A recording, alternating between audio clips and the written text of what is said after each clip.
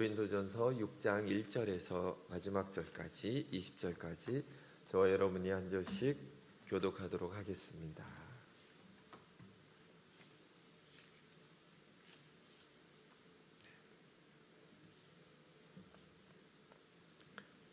다 찾으셨으면 제가 먼저 1절을 읽겠습니다. 너희 중에 누가 다른 이와 더불어 다툼이 있는데 구태여 불의한 자들 앞에서 고발하고 성도 앞에서 하지 아니하느냐? 성도가 세상을 판단할 것을 너희가 알지 못하느냐? 세상도 너희에게 감당하지 못하겠느냐? 우리가 천사를 판단할 것을 너희가 알지 못하느냐? 그러하거든 하물며 세상 일이랴.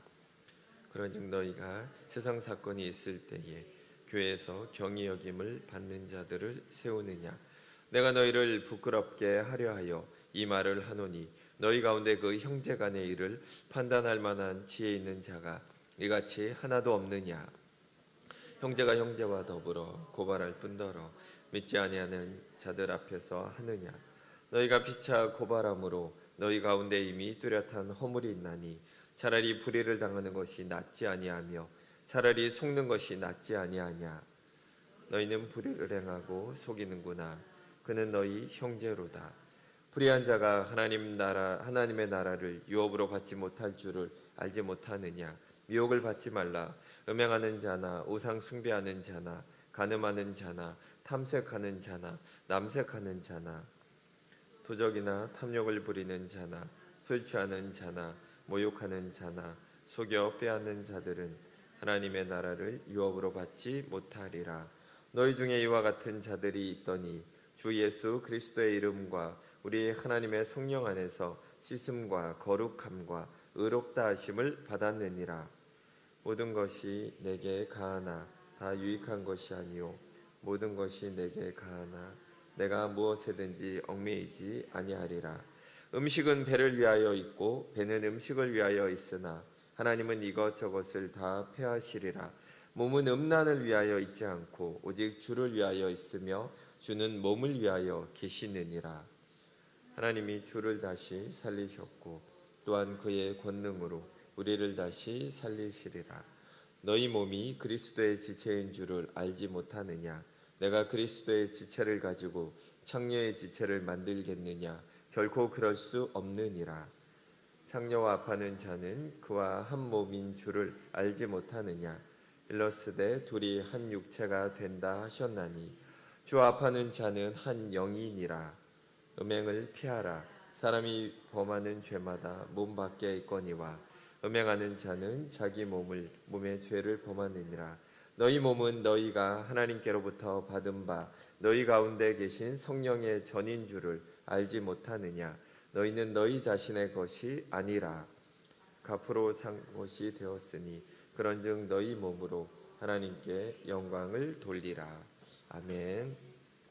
자, 오늘은 좀 긴 말씀입니다. 고린도전서 6장을 통해서 하나님께 영광을 돌리라는 제목으로 말씀을 나누기 원합니다. 자, 계속해서 고린도전서를 통해서 바울은 고린도 교회의 문제들을 하나씩 지금 꺼내고 있습니다. 5장에서는 아버지의 아내를 취한 사람이 있습니다. 자, 그래서 이거에 대해서 지금 흥분한 상태로 지금 이들을 책망하는 것을 보게 됩니다. 자, 이것이 안 믿는 사람이 이런 일을 한 것이 아니라 교회 안에서 벌어진 일입니다. 단순히 아버지가 어떤 젊은 첩 같은 이런 어떤 계모를 이렇게 받아들였는데 아버지가 돌아가시고 이 계모가 예뻐서 데리고 살 수도 있습니다. 하지만 이것은 그렇게 단순한 문제가 아니라 대부분 사람들은 학자들은 이 사건을 보면서 이게 재산 문제와 연결이 됐다라고 봅니다. 그러니까 아버지가 가지고 있던 재산이 아버지가 돌아가면서 그것이 아내로 이렇게 넘어가게 되는데, 그러니까 이 젊은 아내가 이 재산을 다 갖게 되는 그런 상황이 발생하자 이 문제를 해결하려고 머리를 굴리다가 결국은 그 아버지의 아내였던 이 여인을 자기가 그냥 아내로 취하면 모든 문제가 해결되겠다라는 선택을 한 것으로 많이 보고 있습니다. 그러니까 단순히 그냥 여자를 좋아한다라기보다 여기에도 물질에 대한 부분이 들어 있다라는 것입니다. 문제는 이것을 교회 안에서 용인을 했다라는 것입니다. 그 사람이 그만큼 가진 것이 있었고 어느 정도의 권력이 있었기 때문에 교회에서 그 누구도 이 부분을 건들지 않자 바울은 이 부분을 신랄하게 비판을 하는 것을 보게 됩니다. 자, 오늘 이제 6장에서는 성도들 간의 소송 문제와 고린도 이 도시 안에서 만연하게 퍼져 있던 매춘과 음행에 대한 부분을 바울은 또다시 다루고 있습니다. 사실 고린도 교회 이런 문제들은 한국 교회에서도 언제든지 있을 수 있는 일이다라는 것입니다. 그래서 우리가 오늘 말씀을 통해서 만약 우리가 이런 일들이 벌어진다라면 하나님의 지혜로 잘 해결하시는 성도님들이 되시길 바랍니다. 자, 먼저 성도들이 일반 법정에서, 세상 법정에서 서로를 고소하는 문제를 다루고 있습니다. 1절을 보시면 너희 중에 누가 다른 이와 더불어 다툼이 있는데 구태여 불의한 자들 앞에서 고발하고 성도 앞에서 아니하느냐. 아마도 교회 안에서 어떤 금전적인 문제나 사업 관계에 대한 문제로 사고가 발생한 것 같습니다. 2절에서 이것을 작은 일이라고 언급하는 걸 보면 그렇게 형사사건으로 보이지는 않습니다. 성도들 간에 문제가 생겨서 지금 어떤 법정에 고소한 것이 잘못인가, 우리가 이런 생각을 하게 됩니다. 교회가 성도들의 민사소송을 다룰 능력이 있는가, 우리가 또 살펴볼 필요가 있습니다. 요즘 우리 상황에서 보면 교회에서 괜히 시비를 가리다가 도리어 교회 분위기만 안 좋아지느니 차라리 세상 법정에서 해결하는 게 낫지 않겠냐, 어쩌면 이렇게 생각하는 분들도 의외로 많으실 것 같습니다. 그런데 사도 바울은 아주 강경하게 성도 간의 문제를 교회 안에서 해결해야 된다라고 강조하고 있습니다.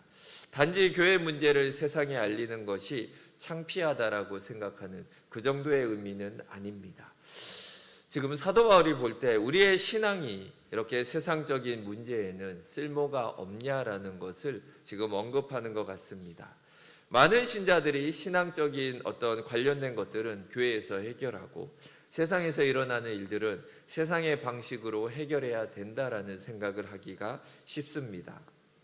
자, 현대 사회를 살아가면서 국가들이 하나님의 말씀으로 자기 나라의 법으로 삼는다라는 것은 사실 생각하는 게 쉽지가 않습니다. 자, 그래서 그렇다고 쳐도 교회 안의 문제까지 우리가 사회 법정으로 끌고 간 고린도 교회를 지금 바라보면서 사도 바울은 한탄하고 있는 것입니다.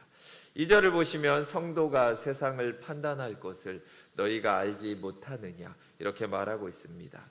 교회에게 주신 하나님의 법이야말로 우리가 세상을 심판하고 세상을 판단할 수 있는 기준이 된다라고 사도 바울은 말하고 있는 것입니다.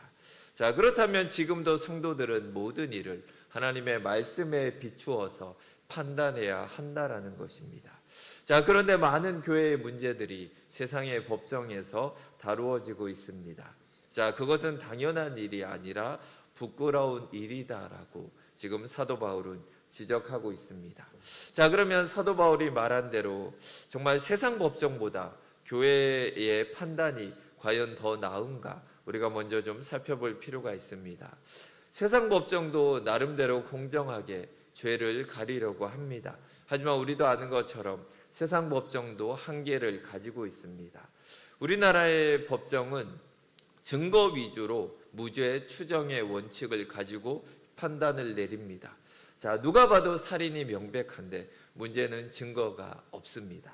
자, 그리고 동기가 뭔가 부족하다라고 판단이 되면 살인을 저지르고도 무죄로 판결받는 상황들이 많이 나온다라는 것입니다.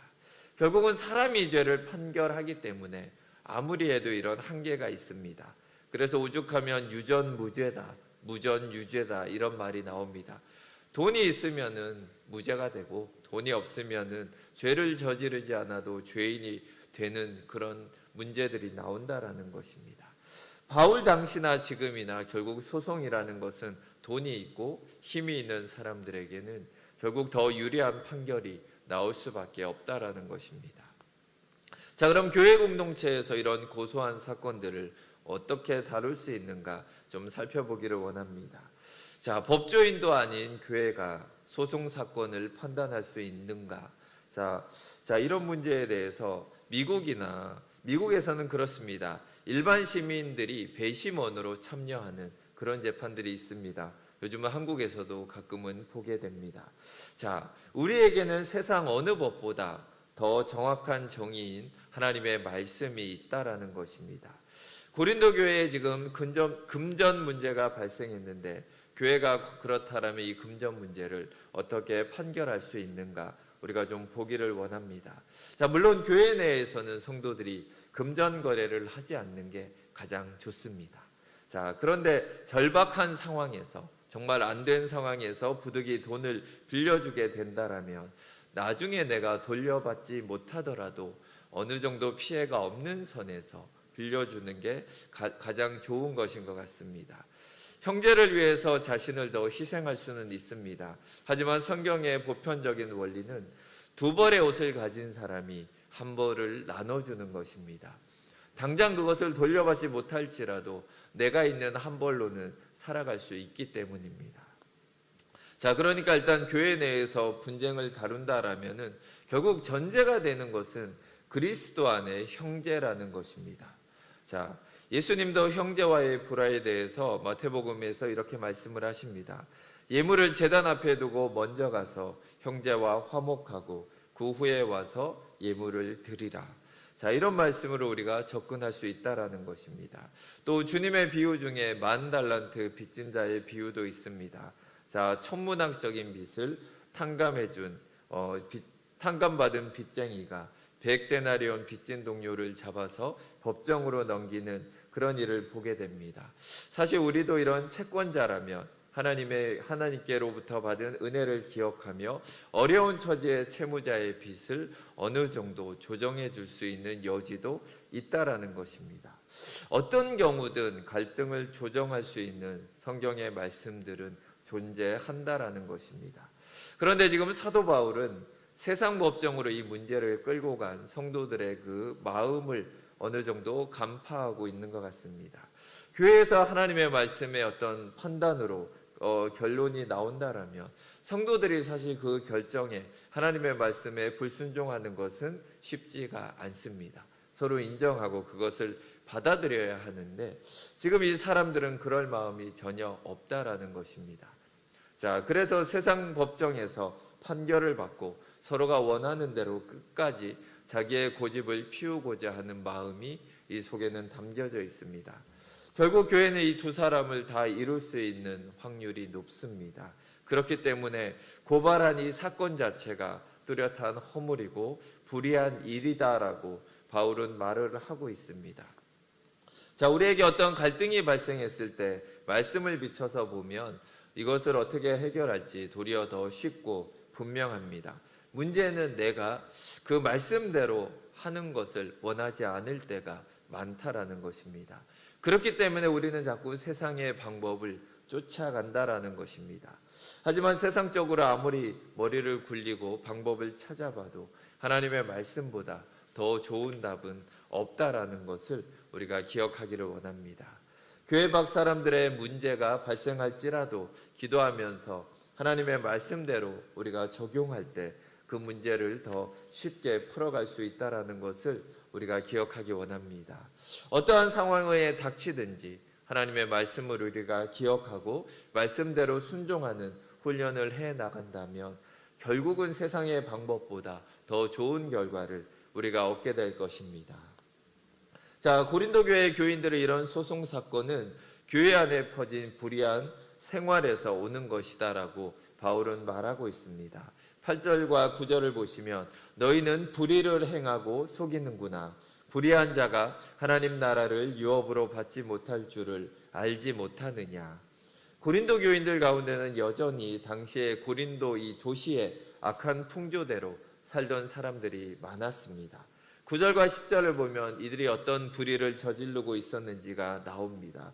음행하는 자, 우상 숭배하는 자, 간음하는 자, 탐색하는 자, 남색하는 자, 도적이나 탐욕을 부리는 자, 술 취하는 자, 모욕하는 자, 속여 빼앗는 자들은 하나님의 나라를 유업으로 받지 못하리라.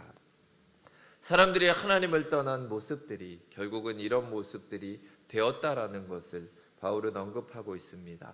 아무로 겉으로는 좋은 것처럼 우리가 포장할 수 있지만 사실 이 중에 하나라도 걸리지 않는 사람은 없다라는 것입니다. 하나님께 돌아온 성도들도 아직은 몸에 이런 모습들이 남아있을 수가 있다라는 것입니다. 그래서 사도 바울은 너희들이 여전히 그렇게 살면 하나님의 나라를 유업으로 받지 못한다라고 두려운 경고를 하고 있습니다. 물론 우리 안에도 이런 본성들이 남아있을 수 있습니다. 또 우리가 실수도 하고 죄를 짓고 또한 하나님 앞에 회개를 하기도 합니다. 성도들이 이런 죄를 짓는다고 우리의 구원을 잃어버리는 것은 아닙니다. 그러나 고린도 교인들이 계속해서 이런 삶을 산다라면 하나님의 자녀인지 의심하겠다라고 바울은 말하고 있는 것입니다. 전에는 너희가 그렇게 살았지만 이제는 달라졌다. 너희들의 신분이 변했다라는 것을 명심하라고 바울은 말하고 있습니다. 11절을 보시면 너희 중에 이와 같은 자들이 있더니 주 예수 그리스도의 이름과 우리 하나님의 성령 안에서 씻음과 거룩함과 의롭다 하심을 받았느니라. 주님의 십자가로 우리의 모든 죄가 씻기고 거룩하게 되었고 의로워졌는데 거기로 다시 돌아갈 수는 없는 것이 아니냐라고 말하고 있는 것입니다.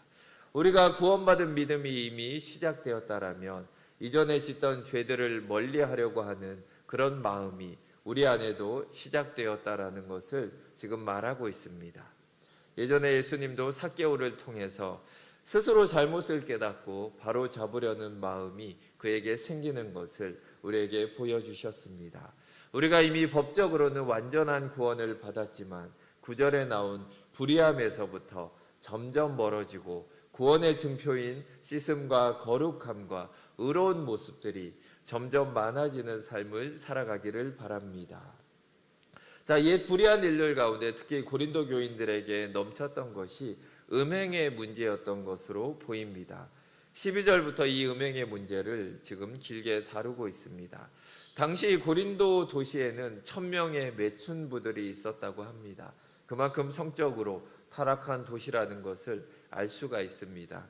또한 이들이 가지고 있는 종교 자체가 아프로디테를 여신을 섬기는 이 종교 행위 자체가 성적으로 상당히 문란했던 그런 것입니다.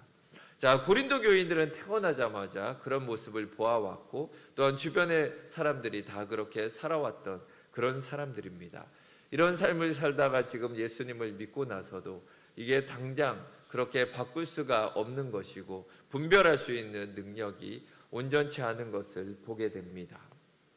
자, 그래서 이 고린도 교회의 풍토 자체가 하나님의 나라와는 정말로 맞지 않는 그런 상황이었다라는 것입니다. 그래서 사도 바울은 앞에서 여러 가지 불의한 것들을 버릴 것을 촉구하면서 특히 성적인 타락에 대해서 다시 한번 강경하게 충고하는 것을 보게 됩니다. 13절을 보시면 음식은 배를 위하여 있고 배는 음식을 위하여 있으나 하나님은 이것저것을 다 폐하시리라. 몸은 음란을 위하여 있지 않고 오직 주를 위하여 있으며 주는 몸을 위하여 계시느니라. 자, 이 말씀은 당시 사람들의 개방적인 성문화를 비판하고 있는 것입니다. 고린도 사람들의 사고방식은 맛있는 음식은 배를 위해서 있는 것이니 마음대로 먹을 수 있는 것처럼 이 성적인 이 문제도 몸을 위해서 마음대로 할 수 있다라는 생각을 가지고 있었던 것입니다. 사실 우리나라의 성의식도 놀라울 정도로 빠르게 무너지는 것을 우리가 보게 됩니다. TV의 프로그램들을 보시면 알 수 있습니다. 드라마에서 다루는 주제들이나 예능에서 다른 사람을 웃기려고 하는 그런 지나친 이런 모습들을 우리가 흔히 보게 됩니다. 자, 이런 것들은 모두 사회를 있는 그대로 반영을 합니다. 사실 우리 정말 기독교가 동성애를 반대하고 또한 문란한 성문화를 반대하는 이런 모습들이 세상에서는 절대적으로 환영받을 수가 없다라는 것입니다. 다른 종교는 그냥 제사와 종교 활동 안에 국한되는 경우가 많습니다. 그들의 생활과 인격까지 건드리는 종교가 많지 않다라는 것입니다. 하지만 우리 기독교는 다르다라는 것입니다. 그 모든 것이 하나다라고 우리는 말하고 있습니다. 자, 고린도 교인들도 신앙을 그렇게 생각을 했습니다. 예배와 신앙생활이 따로고 삶은 또한 따로다라고 생각을 했습니다. 그래서 교회 문 밖에서 우리가 해야 되는 삶은 그들의 밖에 안 믿는 사람들이 하는 대로 쫓아가려고 했던 것이 고린도 교인들의 모습이었다라는 것입니다. 그래서 사도 바울은 이제 고린도 교인들이 이 방종하고 타락한 성문화를 끊어야 하는 이유를 몇 가지 제시하고 있습니다.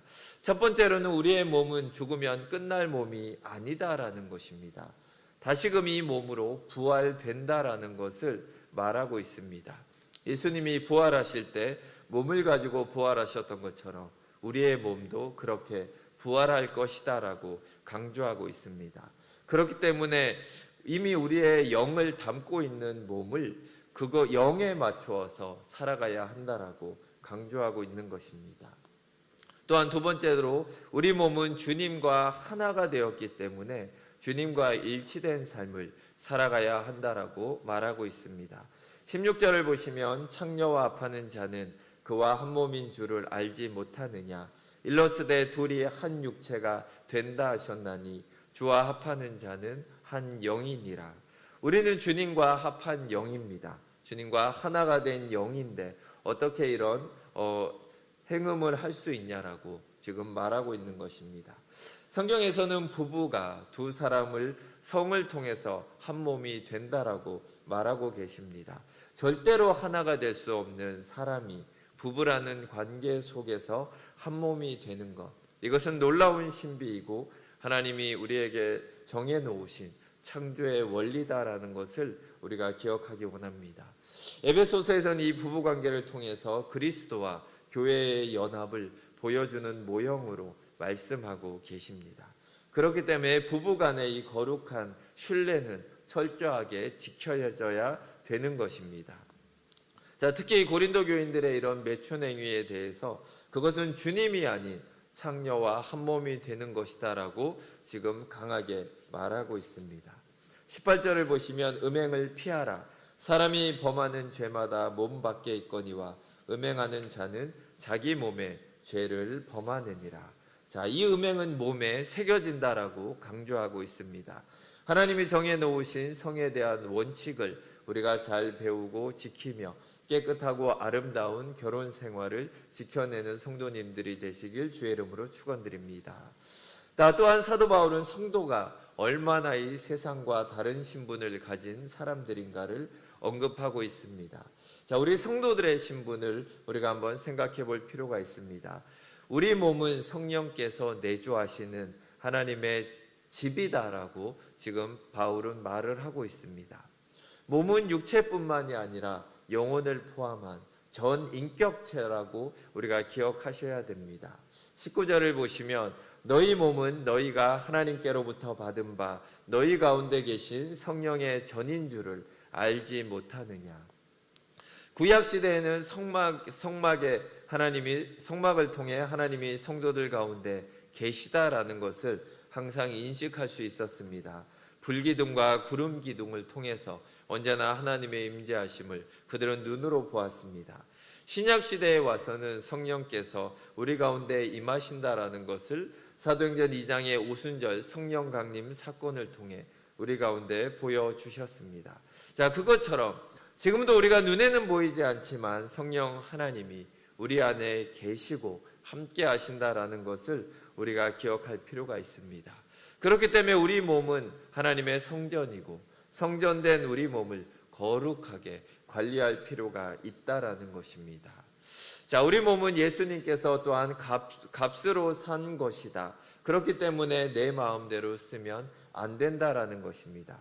20절을 보시면 너희는 너희 자신의 것이 아니라 값으로 산 것이 되었으니. 자, 이 말씀의 원어의 뜻은 돈을 지불하고 구입했다라는 의미입니다. 예수님이 십자가에서 흘리신 대속의 피값으로 죄와 사망의 노예가 되었던 우리를 하나님이 사셨다라고 지금 말씀하고 계신 것입니다. 예수님께서 자기의 목숨을 값으로 주시고 우리를 샀다라는 것은 우리의 값어치가 얼마나 엄청난 것인가 알 수가 있는 것입니다. 때로는 우리 자신을 보면 너무나 초라합니다. 정말 아무것도 아닌 것처럼 느껴질 수 있지만 우리는 하나님 앞에서 예수님의 생명의 값어치만큼 귀한 존재다라는 것을 우리는 언제나 기억해야 합니다. 우리에 대한 예수님의 사랑이 얼마나 크고 진실하신지에 대해서 우리는 하루하루 하나님과 만나면서 더욱더 깊이 있게 알아가는 성도님들이 되시길 주의 이름으로 축원드립니다. 또 20절을 보시면 그런즉 너희 몸으로 하나님께 영광을 돌리라 이렇게 말씀을 하십니다. 우리는 몸으로 하나님께 영광을 돌리기 위해서 선택된 하나님의 자녀들이다라는 것을 기억하시기 원합니다. 자, 그런데 우리가 자꾸만 생각과 입으로는 하나님께 영광을 돌리려고 합니다. 예배의 자리에서는 우리가 하나님을 찬양한다 그러고 하나님 앞에 박수를 올려드리기도 합니다. 자, 그러나 우리가 몸으로도 우리의 삶을 통해서 하나님 앞에 영광을 돌려야 한다라는 것을 소홀히 할 때가 많이 있다라는 것입니다.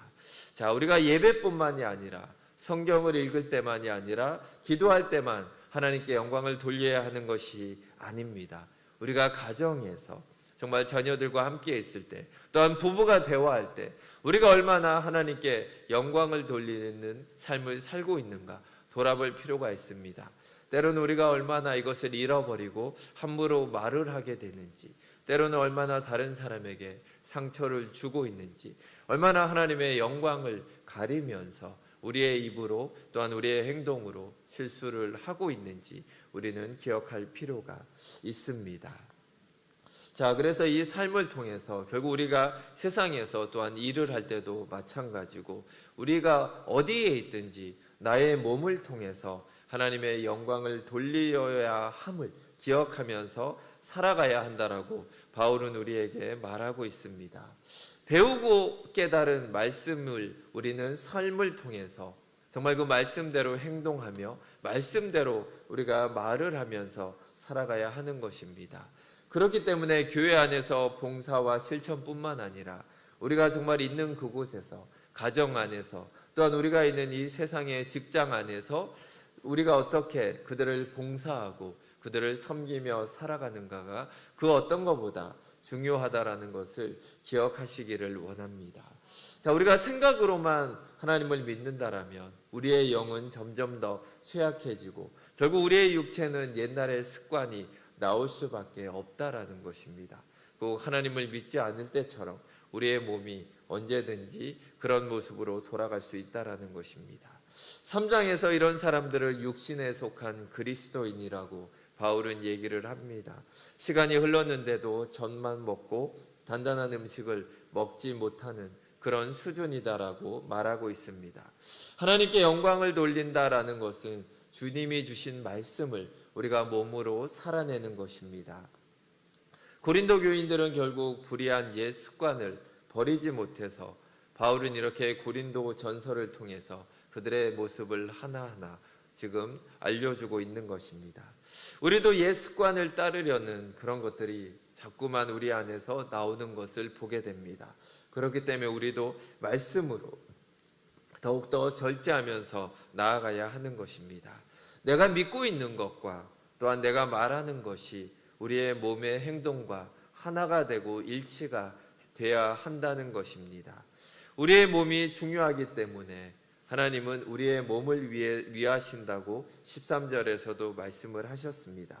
우리가 하나님의 영광을 위해서 살아갈 수 있도록 우리가 몸의 건강을 위해서도 기도하면 반드시 건강도 주시고 또한 이 몸을 통해서 영을 위해서 살아갈 수 있는 은혜도 하나님이 우리 가운데 주실 줄을 믿습니다. 우리는 이미 예수님과 한 몸이 되었습니다. 성령 하나님이 이미 우리 안에서 거하시며 우리를 거룩한 성전으로 매일매일 새롭게 하심을 우리가 기억하기를 원합니다. 그래서 우리도 하루하루를 성전된 우리 몸을 깨끗하게 하며 몸으로 하나님께 영광을 돌리며 살아가는 동작중앙교회의 모든 성도님들이 되시길 주의 이름으로 축원드립니다. 함께 기도하시겠습니다. 하나님 아버지 감사합니다. 고린도 전서를 통해서 정말 세상의 모습이 때로는 교회 안에 있는 것을 보게 됩니다. 때로는 교회 안에서도 세상의 그런 방법들을 묵인할 때가 있음을 고백합니다. 하지만 하나님은 더 좋은 방법으로 가장 최선의 방법을 우리 가운데 주셨습니다. 우리의 기준은 언제나 말씀이 되기를 원합니다. 때로는 우리가 피해를 입더라도 우리의 형제를 품어주기를 원합니다. 하나님이 주시는 지혜를 가지고 교회를 지켜내며 더욱더 전도의 문을 열어가며 세상 사람들을 주님 앞으로 인도하는 우리 동작중앙교회가 되기를 원합니다. 하나님, 주님은 이미 우리 가운데 거하시며 우리를 거룩한 하나님의 성전으로 삼아 주셨습니다. 하나님, 우리가 말로만 하나님을 찬양하며 하나님을 경배하는 것이 아니라 우리의 삶을 통해, 우리의 말과 우리의 행동을 통해 하나님께 영광을 돌리며 살아가기 원합니다. 하나님, 우리가 교회에서만 하나님을 예배하는 것이 아니라 우리의 삶의 모든 자리에서 하나님을 예배하며 하나님을 높이며 살아가는 우리 모든 성도님들이 되게 하여 주시옵소서. 감사드리며 예수 그리스도의 이름으로 기도드립니다. 아멘.